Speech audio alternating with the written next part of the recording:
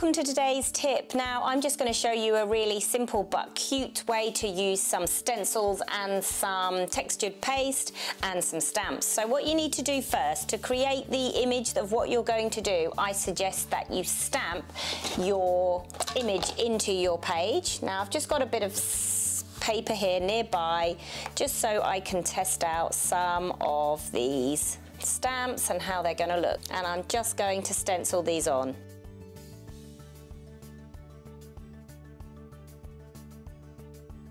Now I've got texture paste here. This is the Ranger Opaque Matte. I'm going to just use some of my lighter stencils here that I've got, some of the more delicate ones, and I'm actually going to work down so it makes it easier to move down rather than up. I'm just going to wipe that bit off. You can always wipe this stuff off, so don't worry if you make a mistake.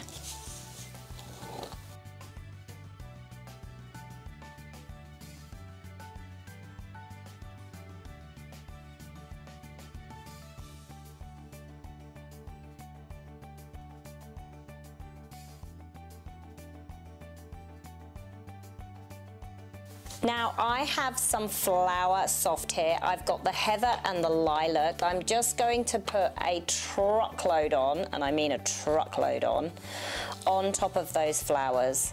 And I'm going to mix them up a little bit. Now whilst that textured paste is still damp, it's amazing actually how long it can last. So I'm just really, like I say, I'm putting a lot on here. It's not going to stay on like that, don't worry. But you can always repot this stuff. Now I've just shaken a lot of that away. As you can see, I'm going to do another go. And what happens is you begin to get the little bits of fluff on those beautiful stencils. I'm going to add a little bit of glitter.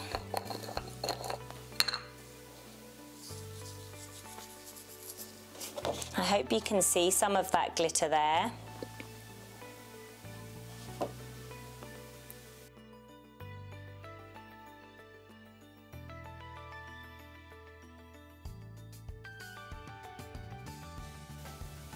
Now to finish this off, I'm actually going to add a little bit more texture in there, so let me show you what I'm going to do there. I'm going to go back to my beautiful stamps. I'm just going to add a little bit of black in. We've had the brown. I'm just taking off some of the black because I don't want too much taking away from the photograph.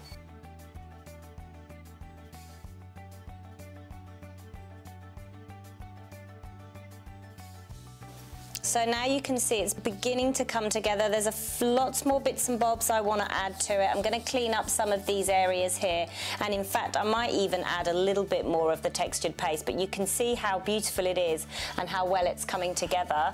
And here's another one that I did, and this is, I did a lovely row along the bottom here, and it just is so much fun. So I hope you've enjoyed this tip, and I'll see you next time.